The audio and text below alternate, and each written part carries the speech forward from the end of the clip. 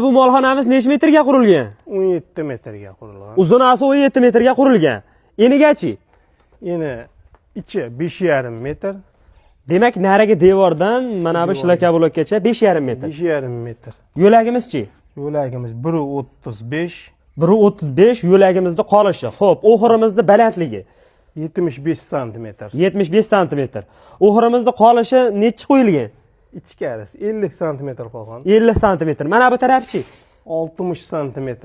60 cm narigi tarafi. Bu yerga endi nechta mol sig'adi? Bu yerga 16 ta. 16 ta molga mo'ljallangan molxonamiz, lekin hali bitga yo'q, ancha ishlari bor ekan buni aka.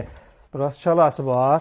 Xo'p, endi mol turadigan joyimizda razmerlarini ham bir qator aytib ketsangiz, obunachilarimizga qiziq. Xo'p, mol turadigan joyimiz necha qo'yib ketilgan bu yerga? Mol turadigan yerlar 2,10. 2,10. Mana bu yo'lagimizchi? Go'ng tushib ketadigan. 35 cm. 35. Xo'p, bu yo'lagimiz Go'ng tortib ketadigan yerimiz 1 metr. 1 metr. Xo'p, demak uzunasi 17 metrga qurilgan. Eniga mana bundan g'ishtdan shilaka blokgacha 5,5 metr qolish, ha? Ha, qolish. Endi bu yer agar nech pulga tushdi? 100 million atrofida tushib qoldi. 100 million atrofida qurildi. Mana shunday holatga kelguncha.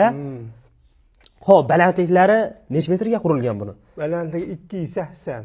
280. Yerdan to'singacha. To'singacha 280. Demak, bir xil qilib qurilgan ekan-a?